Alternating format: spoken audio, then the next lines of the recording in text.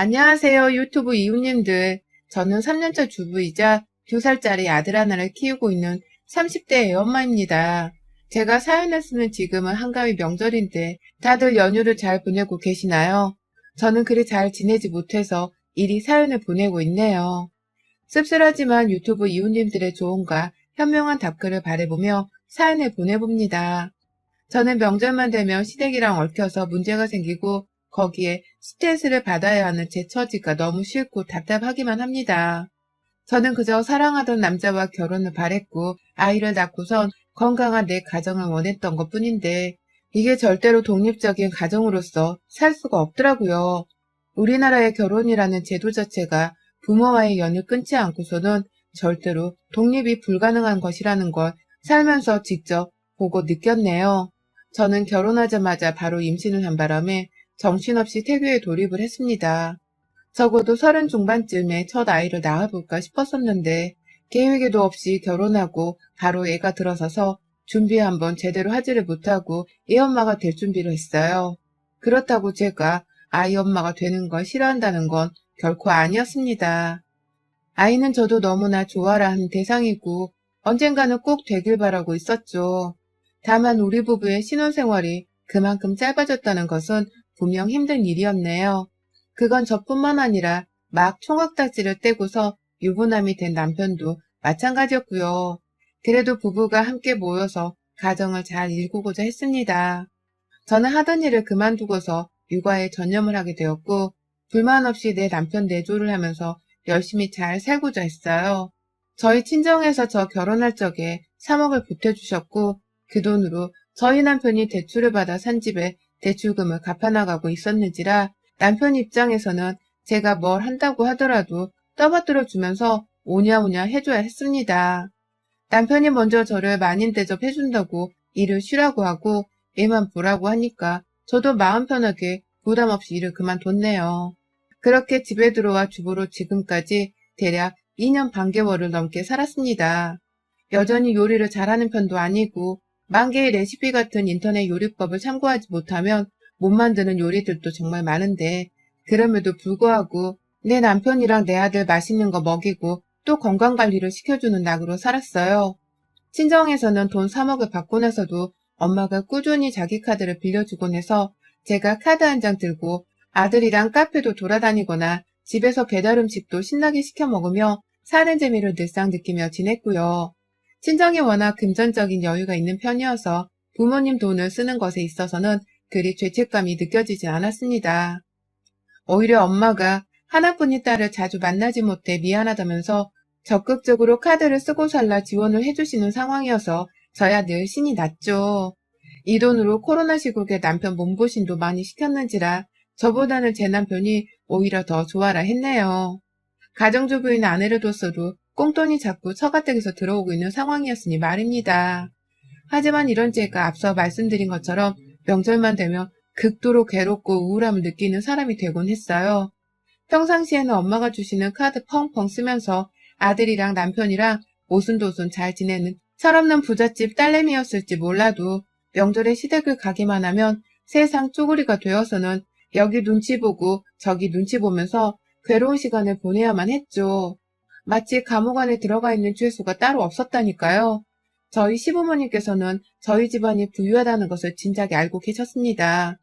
제 남편이 이미 제가 시집을 오기 전에 저희 집안에 대해서 한번 설명을 해드리기도 했었고 상견례 때나 기타 모임 자리에서 단 한 번도 돈 자랑을 한 적은 없으나 결혼식 치르면서 저희 부모님이 3억을 떡하니 내주신 것 때문에 시댁에서도 제대로 저희 집의 경제 사정을 파악하신 듯 했어요. 그 3억을 그대로 집 사는 데 대출금 갚는 것으로 쓰기도 하고 일부러는 가전제품도 여러 샀고 거기다가 제가 모아놓은 돈 5천만 원으로는 결혼식을 치르는 데에도 보탰습니다. 그러니까 정확히 3억 5천만 원 정도를 제가 결혼하면서 들고 온 것이었어요. 하지만 남편 쪽은 아니었습니다.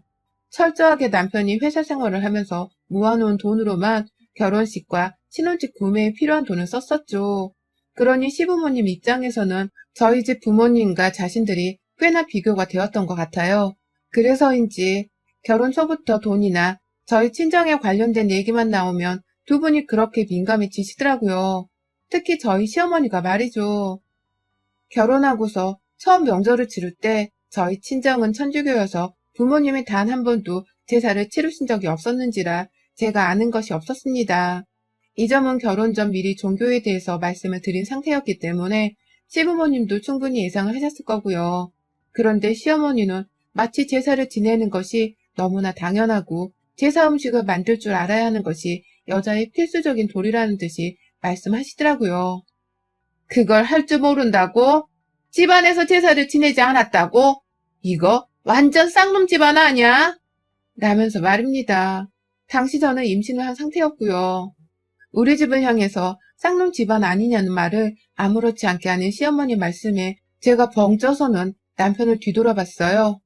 여보, 라고 부르면서 말입니다. 제 딴에는 너무 기가 막힌데 이걸 시어머니 앞에서 화를 내야 하는 건지 아니면 그냥 집을 뛰쳐나가버려야 하는 건지 순간 헷갈렸거든요.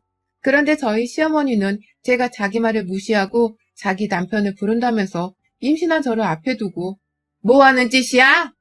라고 고함을 치시더라고요. 자기 얘기를 끝까지 들으라는 말을 남기시며 말입니다. 내가 결혼하면서 잘 살겠다고 3억 5천만 원을 들고 왔더니만 시부모님은 겨우 제사 하나 안 지냈었다는 이유를 들먹이면서 우리 집을 통으로 쌍놈집으로 폄하를 하시다니 저로서는 도저히 상식이라는 것이 통하지 않을 것만 같아서 입 자체가 꾹 다물어질 수밖에 없었습니다. 순간 화가 나는데 혈압이 오르는 기분이어서 혹여나 애한테 문제가 생길까 싶어 급하게 자리부터 피했어요. 배를 움켜쥐면서 화장실로 달려갔죠. 그런데 저희 어머님은 그렇게 달려가는 제 뒤통수에다 대고선 말씀하시더라고요. 돈만 많이 들고 오면 뭐하냐. 제사 한번 지내본 적 없는 집구석 딸내미를 며느리로 들인 내 팔자를 웃잖아. 라면서 말입니다. 그때 저 화장실 안에서 얼마나 울었는지 몰라요.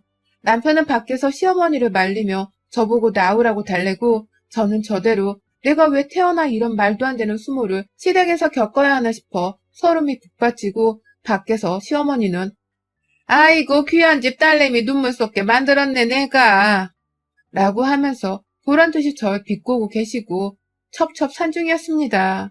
그러니 결국 저는 다 울고 나서 수치스러움을 무릅쓴 채 화장실을 기다시피 나왔고 시어머니는 저를 본체만체 하시며 마저 제사 준비를 하셨어요. 당연히 제가 말없이 다가가 요리를 도와드리긴 했는데 그때도 제게 단 한 번을 미안하다는 소리를 안 하시더라고요.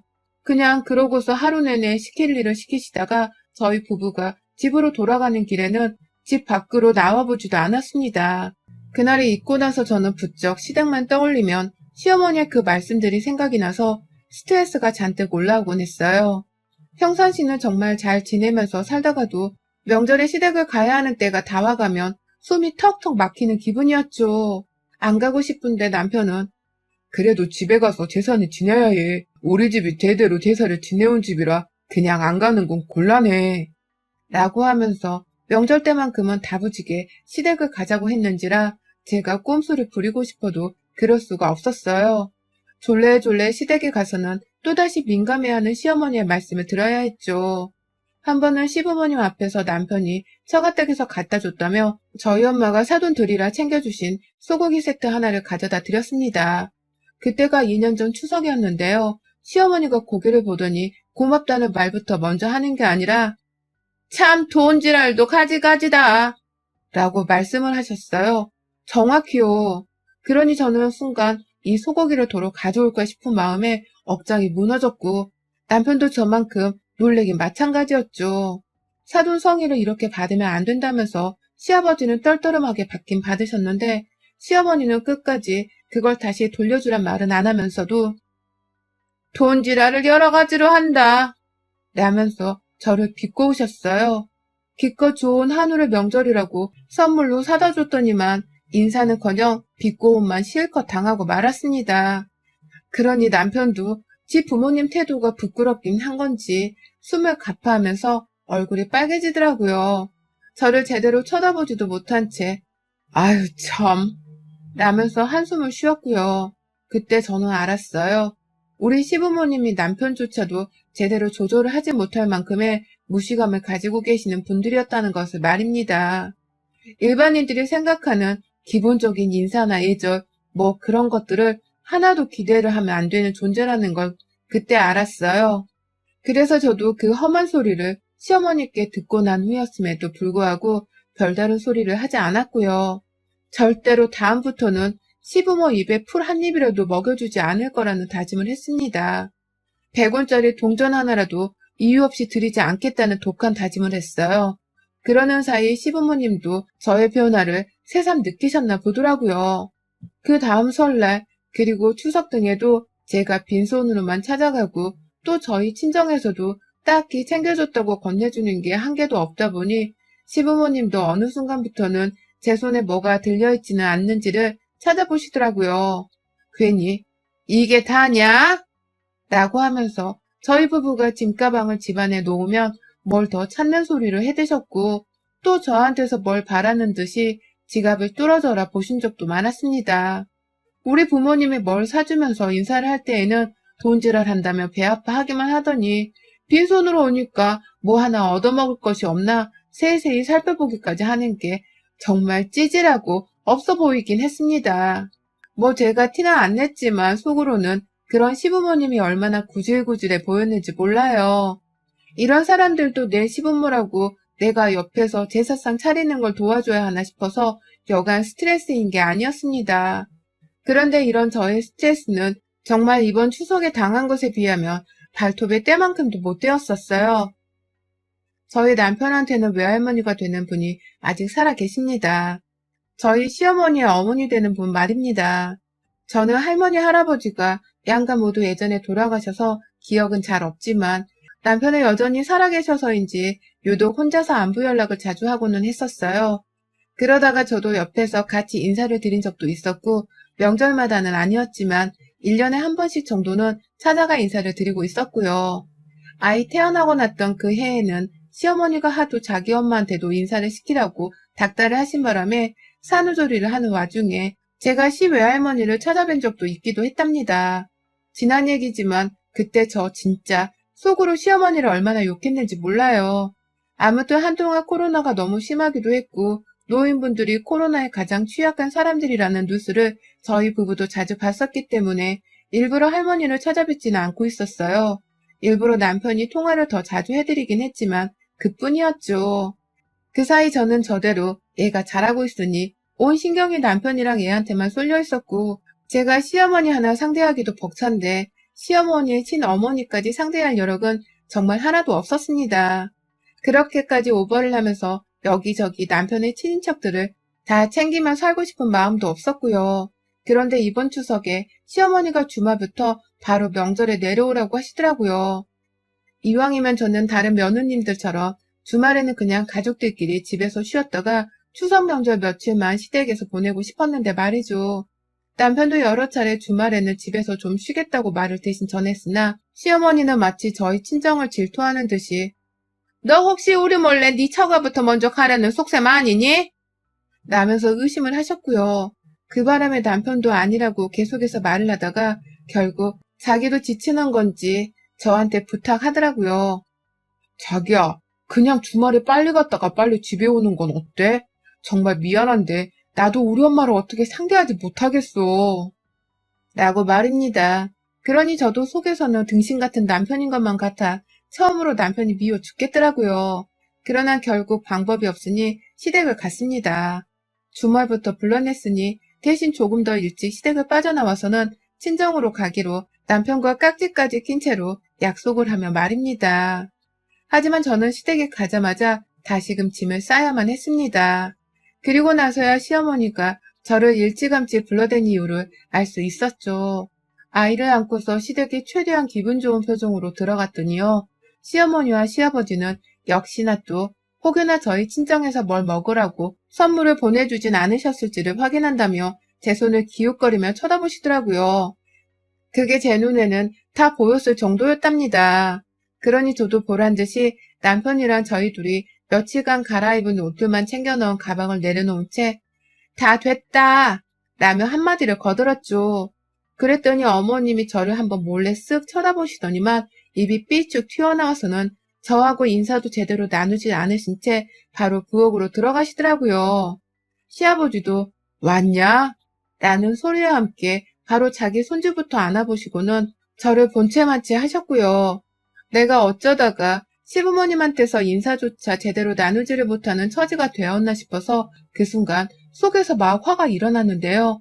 최대한 참아보고자 했습니다. 내 팔자가 겨우 이런 걸 어쩌겠나 싶어서 운전박대를 당하지 않은 것만으로도 어디냐 싶었거든요. 그 사이 남편은 제 눈치를 잠시 보다가 짐가방을 풀어야겠다면서 저를 데리고선 방 안으로 들어가려 했어요. 그러니 저도 숨 한 번 고루 쉬겠다면서 남편은 빨리 따라 들어갔고요. 그런데 그때 시어머니가 야, 너네들 짐 풀지 마라. 아니다. 며느라, 너는 혼자 짐이라도 싸라. 라고 하면서 저한테는 당장 어디를 가려는 듯이 말씀을 하시더라고요. 그래서 제가 왜요, 어머니? 저 어디 가요? 라고 하면서 농담을 받아친 듯이 웃으면서 기분 좋게 물었습니다. 시어머니랑 대화를 나누는 것 자체가 너무 어색하고 기분이 나빴으나 최대한 덜 예민하게 받아들이겠다는 마음으로 제가 먼저 선심 쓰듯이 웃어 보인 것이었어요. 그러나 어머님은 이런 제 선심마저도 싸그리 무시를 하시고는 아주 당당하게 말씀하시더라고요. 야, 제사부터 하고 넌 나랑 우리 엄마한테 좀 가자. 라고 말입니다. 순간 뭐 하자는 건가 싶었어요. 가면 가는 건데 왜 나 혼자 가야 하나 싶어서 남편은요? 라고 물었더니 얘는 내내 일하다가 집에 왔는데 쉬어야지. 너 혼자 그냥 와. 라고 하면서 혼자 쌩하고 나가버리시는 거예요. 그러더니만 부엌에 들어가서는 빨리 안 오고 뭐해. 우리 집 제사상부터 빨리 음식 준비를 해야 할 거 아니야. 라면서 소리를 지르셨어요. 졸지에 시할머니 댁에 혼자 가야 한다는 통보를 받은 후 저는 바로 부엌으로 뛰어가서 시어머님 말씀대로 바로 제사 음식을 준비했습니다. 그날이 토요일이었고 제사날까지는 이틀이나 더 남은 상황이었는데도 불구하고 어머님은 그냥 무작정 제사 음식을 지금부터 만들자면서 판을 까셨어요. 당연히 어머님은 냉장고에서 이것저것 꺼내면서 저한테 가져다 주기만 하셨고 저는 영문도 모른 채 시댁에 도착을 하자마자 앉아보지도 못하고서 음식 만들기를 시작했습니다. 시부모님 얼굴을 정식으로 마주보고서 대화 한번 제대로 나누지도 못했고요. 제 아이는 시댁 안에 들어와서 졸지에 엄마랑 생리별을 하게 되었어요. 아이는 시아버지 옆에 있다가 엄마가 문득 보고 싶은지 저를 찾으면서 막 물어보채고 있었는데도 시어머니는 저한테 보란듯이 말씀하셨죠.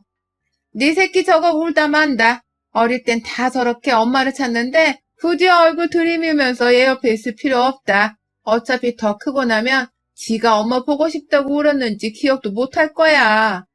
라고 말입니다. 그 바람에 저는 애가 밖에서 우는데도 나가지를 못한 채 손안에 가득 있는 요리들을 뭐부터 해야 하나 싶어서 머리가 노래져 갔어요. 그러다 결국 아이가 오래도록 우는 바람에 부엌에서 신음소리를 내버렸어요.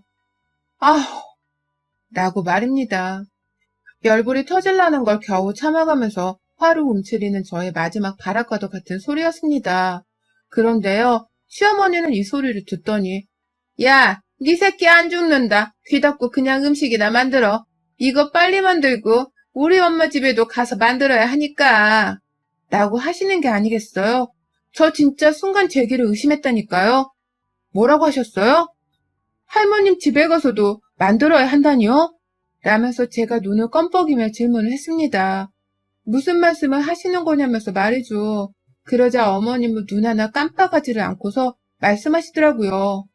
너 우리 엄마 집에 가서도 거기서 지낼 제사 음식을 차려야 한다고. 네가 내 며느리고 나는 우리 엄마 딸인데 네가 나 대신 우리 집에 가서 제사 음식을 해도 되는 거잖아. 뭐 문제 있니? 라고 말입니다. 그리고 나서는 밖에서 자꾸만 엄마를 부르면서 울며 보채고 있는 저희 아들 이름을 부르며 신경질을 부리더라고요. 성우야, 너 좀 조용히 안 할래? 할머니 화내는 거 볼래 이놈의 자식이? 라고 말입니다. 그리고 그 순간 저는 저대로 뚜껑이 열려버리고 말았어요. 내가 기껏 주말에 일찌감치 시댁에 온 것도 천불이 날 지경인데 기껏 아들을 데리고 찾아온 며느리한테 제대로 앉혀서 물 한 잔을 주기는커녕 바로 짐도 풀지 말라고 하고는 부엌으로 불러내서는 벌써부터 시집살이를 시켰던 우리 시어머님. 그런데 이젠 하다하다 시어머님의 시집살이뿐만 아니라 시어머니와 어머님 되시는 할머님 댁에서 시집살이까지 해야 한다니. 이게 무슨 청천벽력과도 같은 소리랍니까? 세상 어느 며느리들이 시댁도 모자라 시어머니 친정까지 가서는 제사 요리를 하냔 말입니다. 그리고 아무리 그런 일이 있다 하더라도 며느리한테 부탁한다면서 최대한 공손하게 말을 해야 하는 게 예의 아닌가요? 아무리 며느리가 아랫사람이라 하더라도 이런 일에 있어서는 당연스레 의견을 물어보고 양해를 구해야 하는 게 기본 아니냐고요. 예의가 없는 사람인 줄은 알았지만 이 정도로 무대 보일 줄은 정말 몰랐어요. 그러니 저도 너무 화가 나는데 밖에서 내 새끼가 날 찾으며 울부짖는 목소리에 이놈의 자식! 이라는 버럭질을 하는 시어머니의 태도가 정말 꼴불견이었죠. 그러니 저도 한계치에 다다랐다면서 시어머니께 한마디를 했어요. 제 새끼한테 뭐라 하지 마세요. 라고 말입니다. 그러자 시어머니가 뭐? 라며 가소롭다는 듯이 웃으며 제게 되묻더라고요. 그러니 저도 그 표정이 너무 띠꺼워서 몇 마디를 더 날렸습니다. 내 새끼가 나 찾는다고 오는데 뭐라 하지 말라고요. 진짜 더럽고 안 입고 와서 시집살이도 못해 먹겠네. 기껏 왔더니만 사람 앉아보지도 못하게 하고는 부엌으로 불러내 일을 시켜요? 그것도 모자라 이젠 하다 어머니 친정에 가서도 이 짓을 하라고요? 참나. 내가 살다 별별 미친 시모들을 다 들어보긴 했는데 어머니 같은 뻔뻔한 사람은 또 처음 봐요. 라고 하면서 손에 들고 있던 소고기를 손에서 싱크대 바닥으로 확 던져버렸습니다. 그러자 시어머니는 제사 음식 함부로 던진다며 저를 무슨 미친년 취급을 하면서 욕을 날리시더라고요. 그게 다 조상님 입에 들어갈 것인데 네가 어디서 음식을 던지네 마네 하면서 말이죠. 부엌 안에서 소란이 일어나니 남편이 들어와 중재를 하려 했는데 제가 남편한테 말했어요. 야, 니네 엄마가 나보고 니네 할머니 집에도 가서 제사 음식을 만들래. 이게 도대체 무슨 소리야? 진짜. 손님 대접 해주는 거 기대도 안 했지만 이젠 식모 취급을 하려 하네? 야, 니네 집 제사는 네가 해. 왜 내가 니네 집 부엌대기에 들어와서 니네 조상 음식을 만들어야 하냐고. 하나도 아니고 두 집 구석을 돌아다니면서. 남의 아까 던진 소고기를 도로 집어다가 남편 가슴팍에다 던지니 시어머니는 지 아들한테 손찌검한다고 그 자리에서 저한테 바로 달려드셨고 저는 그걸 막겠다고 한 게 그만 시모가 직접 꺼내준 부침가루를 던져버리고야 말았어요. 순식간에 집안에 부침가루로 하얀 눈이 내렸고 시모는 헛기침을 하면서 부엌 밖으로 도망을 다니는데 제가 그 순간 무슨 생각을 한 건지는 모르겠지만 그냥 부침가루를 들고서 시모를 따라 나가 버렸어요. 아까 한 말 다시 해보라고요. 나보고 어머님 친정 가서도 이 짓을 하라고요? 저 할머니 집에 가서도 이렇게 똑같이 할 건데 괜찮으시겠어요? 할머니 앞에서도 부침가루 뿌려대면 진상 한번 제대로 부려보려 하는데 괜찮겠냐고요? 라고 하면서 시모 앞에서 부침가루를 들이밀다가 결국 남은 가루마저도 거실 한복판에서 시모 머리 위에 뿌려버렸습니다. 시모는 뭐 저런 년이 다 있냐고 욕을 하긴 하는데 제가 또 뭔 짓을 할지 모른다는 생각을 한 건지 바로 화장실로 뛰쳐들어가 문을 잠그대요. 제가 결혼 초에 시모를 피하면서 화장실 안에 들어갔던 것처럼 말이죠. 그 꼴을 보니 제가 그제서야 순간적으로 화가 눌러지더라고요. 지금 화장실 안에 들어간 시모 심정이 어떨까 싶어서 말이죠. 그래서 저 부엌부터 시작해서 거실까지 부침가루로 인해서 바닥이 힘을겁게 난장판이 되었는데 남편한테 양해를 구하고서는 그냥 아이를 데리고 시댁을 나와버렸어요. 이번 명절은 아무래도 같이 보내기 힘들다면서 시아버지한테도 말씀을 드리니 우리 아버님, 시어머니가 당한 꼴을 자기도 당할지 모른다 생각을 하시는지 세상 공손하게 저한테 그래 얼른 가봐라 라면서 배려하듯 말씀을 해주시더라고요. 정말 꼴 같잖아서 얼마나 속으로 비웃음이 나오던지 말입니다. 그렇게 저는 이번 추석을 결혼 후 처음으로 시모로부터 해방을 하고선 바로 친정으로 넘어왔어요. 와서는 신난다고 친정에서 쉬면서 우리 부모님께 대접을 받고 지내는 중입니다. 신이 나서 사연을 적고 있긴 하지만 새삼 시부모와 다음 명절은 어찌 만나야 할지 스트레스가 올라오기도 하네요. 뭐 그때 되면 제가 또 어떻게든 할 말을 하면서 한바탕 난리를 피우긴 할 건데 며느리들이 그냥 명절로부터 완전히 해방될 수 있는 세상은 도대체 언제 올런지 문득 나는 왜 결혼을 해서 이 난리를 겪고 있나 싶은 생각이 드네요. 저 다시 천으로 돌아가면 그땐 그냥 결혼 안 할래요. 저 같은 며느님들이 또 계실까요? 여러분의 생각은 댓글로 남겨주세요. 오늘도 시청해주셔서 정말 감사합니다.